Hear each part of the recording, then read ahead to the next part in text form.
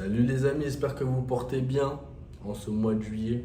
Aujourd'hui, petite vidéo qui va te réconforter dans le fait qu'il faut que tu voyages et d'une manière spécifique, pas voyager en mode 2 semaines. Le mieux, moi, ce que je te conseille, si tu es quelqu'un qui souhaite voyager, découvrir des choses, ouvrir son état d'esprit, rencontrer de nouvelles personnes, avoir de nouvelles expériences de vie, la meilleure solution pour toi, c'est de partir avec un sac à dos, pas trop chargé et seul. Seul, ça veut dire que faut que tu ne partes qu'avec toi, ton énergie, tes plans et tes envies. Parce qu'à partir du moment où tu es avec quelqu'un d'autre, c'est compliqué. Tu peux trouver quelqu'un qui est en alchimie avec tes besoins, tes envies, tu penses que c'est la bonne personne, mais tu n'es jamais sûr jusqu'à temps que tu voyages. Donc ça, c'est un point à prendre en compte, voyager seul, dans un premier temps. L'avantage du voyage seul, tu es flexible. Tu as peu de moyens et tu peux t'arranger comme ça. Et encore une fois, tu découvres des choses que tu verras jamais. Partir en sac à dos, c'est quelque chose qui est à faire au moins une fois dans ta vie. Bon, moi, j'en suis au stade où, clairement, j'en ai marre. Après 10 mois de voyage, sac à dos, après avoir fait 18 pays, tu vois, j'arrive à un stade où j'ai besoin de mon confort. C'est pour ça que tu me vois dans une private room, plus dans un dormitory, dans un dortoir. Parce qu'après avoir voyagé, tu as appris à te découvrir, à savoir ce que tu veux, ce que tu veux pas. Et en restant dans un environnement genre resort, tu sors pas de ton resort, tu vois que les mêmes personnes que tu vois d'habitude dans ta vie de tous les jours ou juste des gens qui parlent en anglais, bon, tu peux faire des rencontres. Mais tu n'iras jamais dans la profondeur, dans la culture, dans l'échange. Tu feras des activités en quad, en jet ski, mais ça s'arrêtera là, tu vois. Donc, si tu veux allier l'utile à l'agréable, tu prends ton sac à dos, tu prends un billet, tu prends juste un aller et tu sélectionnes les pays qui t'intéressent. Amérique du Sud, Amérique, les US, etc. Après, il y a plein d'alternatives pour voyager seul et pas cher si tu es jeune et que tu n'as pas beaucoup de moyens. Mais déjà, avant tout projet comme ça, si tu gagnes un tant soit peu de l'argent en travaillant avec ton business ou quoi, essaye d'épargner, je sais pas, au moins 20%, 30% tous les mois que tu mets sur le côté. Si tu habites chez tes parents, tu peux aller plus que ça, dans 50%, 70% même. Il y en a qui arrivent à faire 100% de ce qu'ils gagnent, ou 99%, ils vivent comme des hamsters chez eux, tac, tac, Netflix, ça fout rien. Mais moi, je vous conseille d'apprendre à coffrer de l'argent, apprendre à épargner parce que dans un premier temps, vu que tu n'as pas beaucoup d'argent, tu dois partir de là. Après, tu passes au step de comment faire plus d'argent dans la limite de tes envies, tu as du temps que tu veux accorder et tout. Mais la première étape, c'est savoir épargner. De cette épargne, tu t'envoies en investissement. Dans l'investissement, tu fais grossir, etc. Enfin bref, tu m'as compris. Donc, on récapépète, comme on dit. Tu voyages seul, sac à dos, tu mets de l'argent de côté et tu sélectionnes les pays qui t'intéressent. Les cultures, si tu parles un peu espagnol, tu te dis, bon, ça peut être plus facile d'aller en Espagne, d'aller en Amérique centrale, tout ça, tout ça. Donc voilà, première étape, c'est ça. Et une fois que tu commences à voyager, tu rencontres des personnes, tu apprends à te découvrir toi-même. Qu'est-ce que tu aimes, qu'est-ce que tu n'aimes pas. Tu commences à réfléchir à des choses que tu n'as jamais pensé de ta vie parce que tu es seul parfois, seul avec toi-même. Toi-même, tes envies et tes décisions. C'est-à-dire qu'il n'y a personne qui va te dire, aujourd'hui tu vas faire ça, après de 8 à 10 tu vas faire ça, et de 17 à 18 heures tu vas faire ça. Non, ce sera toi et tes projets, toi et tes envies, toi et tes aspirations. Donc la puissance du voyage, c'est ça, c'est d'apprendre à se découvrir soi-même, à rencontrer d'autres personnes. On connecte, on s'entraide, on s'ouvre au monde et le monde s'ouvre à nous. C'est si simple et c'est si beau à dire.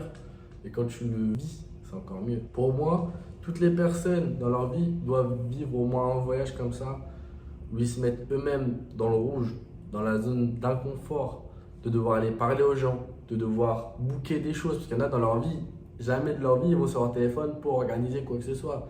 Ils attendent après un parent, une soeur, un frère, un pote, et ils sont pas du tout autonomes. J'ai encore rencontré un mec, là, il avait 32 ans, il savait pas comment prendre un visa, il savait pas comment prendre un ticket pour aller d'une île à une autre. Bon, ça, c'est aussi l'environnement qui te conditionne ton comportement, ça c'est clair. Donc, ça va te permettre de prendre en autonomie, de prendre en confiance en toi, de prendre une expérience, d'apprendre des langues. Donc, voyage, mon ami, voyage. C'est la seule alternative que je te propose si tu es un peu dans ce truc de aujourd'hui, je sais pas si je dois continuer les études parce que je l'ai fait à contre-cœur, je vois pas où ça me mène, je suis ce qu'on me dit de faire, mais finalement, il n'y a pas ce lien entre mes envies et ce que je poursuis. Alors que le voyage, tu peux faire des rencontres. Tu peux Travailler, si tu as envie de travailler, tu peux te faire le digital nomade et avoir ton ordi, faire des vidéos, travailler pour une entreprise internationale. Tout est réalisable, tout est faisable selon ta personnalité et tes envies. Ça, il faut le retenir. Tout est faisable. Et arrêtez de me dire, oui, mais machin. Là. J'ai vu des gens, ils ont voyagé, ils avaient un sac à dos, ils avaient rien d'autre, ils faisaient du stop, ils essayaient de faire des volontariats pour pas avoir d'argent à dépenser, parce qu'ils n'avaient pas d'argent. Ils dormaient en tente, ils allaient dans la montagne, mais il y a tout, il y a de tout. Après voilà, c'est une question de choix et d'envie. Si tu préfères avoir ton confort et rester toute ta vie comme ça, ok, c'est un choix, c'est un fait de jamais essayer autre chose, ok, au moins tu sais ce que tu aimes.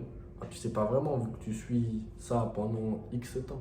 Mais ce qui est sûr, c'est que l'expérimentation, c'est l'une des choses pourquoi on est venu sur cette terre, pourquoi on est né. C'est pour expérimenter, pour essayer, pour rencontrer, pour aimer, pour donner, pour vivre, pour bouger. Et je pense que c'est pas la meilleure des choses de vivre toute sa vie comme un arbre au même endroit. Tu vois, on n'est pas né avec un tronc principal et rien d'autre. On est né avec des jambes. Ça veut dire qu'on a la capacité de pouvoir se déplacer, de se mouvoir. Donc si vous pouvez vous mouvoir, ça va permettre de mouvoir aussi votre cerveau et vos idées. Inspiration, rencontre, nouvelle langue, paysage incroyable. Moi je m'en fous, hein. T'es pas obligé de voyager, mais c'est tellement bien le voyage. C'est l'incertitude qui fait que finalement, en vrai, ça donne du piquant à ta vie. Tu sais pas de quoi faire le lendemain, machin, tac, tac. Donc les gars, si vous voulez voyager, mettez en priorité l'itinéraire que vous voulez. Parce qu'il y a des cultures qui vous intéressent, des trucs qui vous intéressent pas. Arrêtez d'attendre et de croire que ça va être dangereux, machin, j'ai peur d'aller ici. Faut être prudent, pas méfiant, faut être prudent. Mais si tu apportes tes bonnes énergies avec toi, généralement ça le fait. Si tu es très souriant, c'est une attitude assez correcte envers les gens, tu les regardes droit dans les yeux, tu fais pas la victime, nanana, normalement, ça va bien se passer. Après, il y a toujours des cas.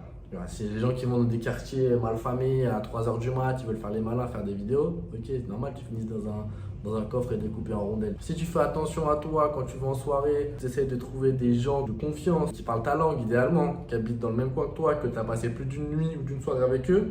Ok, attention à vos verres si vous allez en soirée dans des pays un peu comme le Mexique, tout ça, la Colombie, des pays qui sont vraiment pas très fréquentables la nuit. La nightlife, ça peut être bien, mais entourez-vous de personnes de confiance. Ne faites pas des choses inconscientes, tu vois ce que je veux dire? Donc le voyage, ça t'apprend aussi tout ça. Ça t'apprend à faire des choix, à analyser les choix que tu as fait, que tu n'as pas fait. Pourquoi si ça, pourquoi j'en suis là aujourd'hui, pourquoi je réagis comme ça quand lui me dit ça. Tu commences à faire un gros matching pot de toi-même et tu apprends vraiment à te découvrir parce que de tes 0 à tes 15 ans, si tu vis chez tes darons, si tu as une vie assez standard, tu manques de rien, tu fais les choses simples, bah, tu vas pas vraiment avoir cette ouverture d'esprit que quelqu'un de 17 ans qui est parti voyager comme ça pendant 2, 3, 4 mois, 5 mois, il est parti voyager, rencontrer de nouvelles personnes. Donc voilà les gars, le voyage est salvateur. Parce que tu apprends des uns, des autres, moi je fais des sports de combat, j'apprends des techniques un peu partout, je peux expérimenter mon art martial, tous les pays. Je fais des contacts, tu rencontres des gens un peu partout, bam, connexion, tic-tac, toc.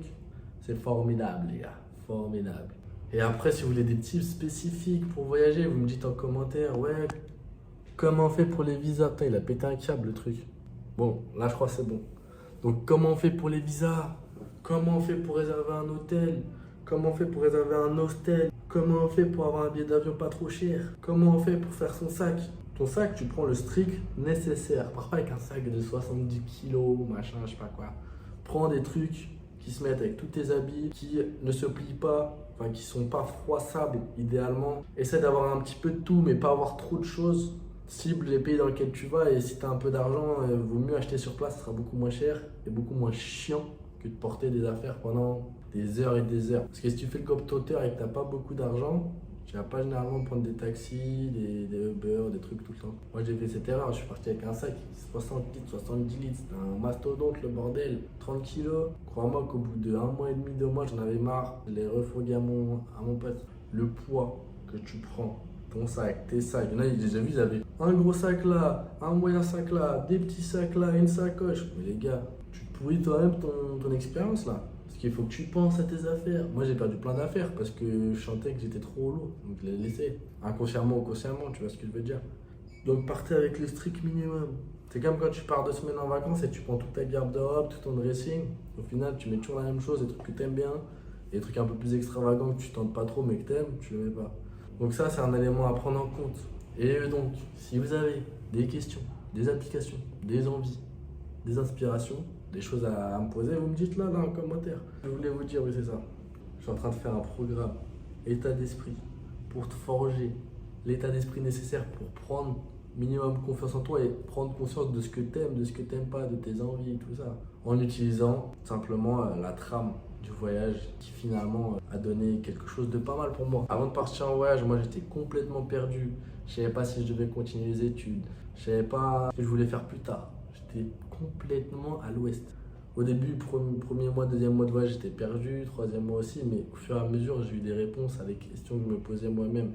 En voyant les gens, en comprenant, en échangeant, en lisant, ça a clairement changé la donne. Faut pas te mentir, il y a eu des moments durs, réflexion intense avec moi-même, d'écriture, tout ça. Mais finalement, j'en ai pu en tirer de tout ça quelque chose d'incroyable. Là, je suis en train de faire un programme état d'esprit, auto-diagnostic de vie, machin, coaching. Un truc qui va me permettre d'aller vers un univers qui m'intéresse. Aider les gens, tu vois, ça c'est bien dans la vie. T'aides les gens, tu leur donnes de l'énergie, de l'inspiration, des idées. Parce que si à ta cousine, ton cousin, ton frère, ton pote qui te voit faire un truc que lui il pensait inimaginable, il va faire putain, c'est cool ça, pourquoi moi je l'essayerais pas? Bam, tu deviens une inspiration pour quelqu'un. Donc, soit l'inspiration de ton entourage et soit la fierté de ta famille, entre guillemets, la fierté, t'as rien fait d'extraordinaire, t'es parti voyager. Mais déjà, si tu voyages, tu vas les faire voyager dans ta manière de penser. Donc, si toi aussi tu veux voyager, faire un diagnostic avec toi-même, prendre 1 heure de coaching avec moi, tu regardes dans la description, ça arrive très vite. Pour ceux qui sont intéressés, vous me dites. Sinon, ce que tu peux faire, ça par contre, c'est gratuit. Tu mets un like, un commentaire et tu me poses une question si ça t'intéresse le sujet du voyage en autonomie, seul, partir à l'aventure. Si c'est le cas, tu m'envoies de la force. Sinon, tu likes, tu partages. On s'attrape très vite. Allez, bisous.